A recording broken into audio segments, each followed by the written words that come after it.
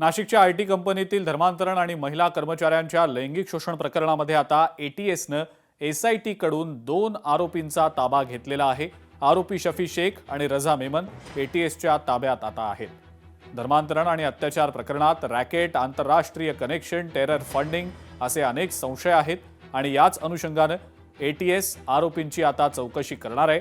धर्मांतरण प्रकरणात कुठली दहशतवादी संघटना मदत करत होती का, या अँगलने सुद्धा एटीएस कडून चौकशी होणार आहे।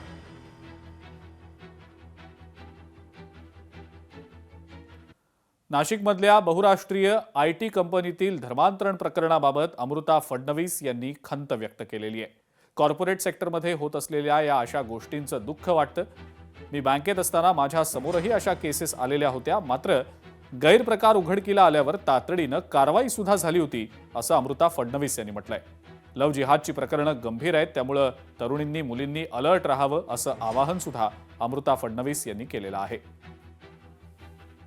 खूपच असं खराब वाटतं आणि खेद आहे की कॉर्पोरेट्समध्ये हे होत आहे आणि काही प्रमाणात जेव्हाही हे होतं, माझ्या वेळेस पण मी जेव्हा ॲक्सिस बँकेत होती तेव्हा अशा केसेस माझ्या पुढे झालेल्या आहेत आणि विसिल ब्लोईंग होऊन त्या मुलांना प्रॉपर त्याच्या अगेन्स्ट लीगल ॲक्शन झालेली आहे, कॉर्पोरेट ॲक्शन झालेली आहे। तर मला वाटतं असं काही झालं तर ते झाल्या आपल्याला विसिल ब्लोईंग करणं जरुरी आहे, समाजाला हे सांगणं जरुरी आहे, आपल्या सिनियर्सना सांगणं जरुरी आहे, त्याच्यानेच हे बंद होणार पुढे जाऊन।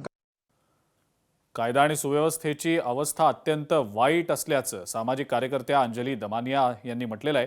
आपल्याकडे पार्ट टाइम गृहमंत्री आहेत असं दमानिया म्हणतात। सामाजिक कार्यकर्त्या अंजली दमानिया यांनी गृह खात्यावर जोरदार टीका केलेली आहे। गृह मंत्रालयासारख्या अत्यंत महत्त्वाच्या खात्याला फुल टाइम व्यक्ती हवा। आपल्याकडे 2 वर्ष पोलीस महासंचालकही फुल टाइम नव्हते।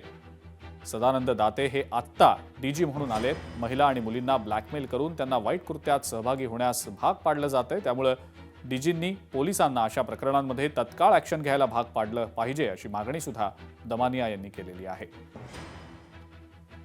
आत्ताच्या घटकेला आपलं लॉ अँड ऑर्डर सिच्युएशन अतिशय वाईट आहे। आपल्याकडे जे गृहमंत्री आहेत ते पार्ट टाइम गृहमंत्री आहेत, त्यांना वेळ नाही आहे की गृह मंत्रालयासारखं अतिशय महत्त्वाचं खातं हे ज्यांना अतिशय फुल टाईम अशी व्यक्ती पाहिजे ती सध्या अस्तित्वात नाही आहे। कुठेतरी हे सगळं नीट करण्यासाठी हे प्रयत्न झाले पाहिजेत। गृह खात्यात सुद्धा आपल्याला फुल टाईम गृहमंत्री असला तर परतवाड्यासारखी जी प्रकरणं आहेत, TCSचं प्रकरण आहे, खरातांसारखी प्रकरणं आहेत, ही कुठेतरी आळ्यात येतील।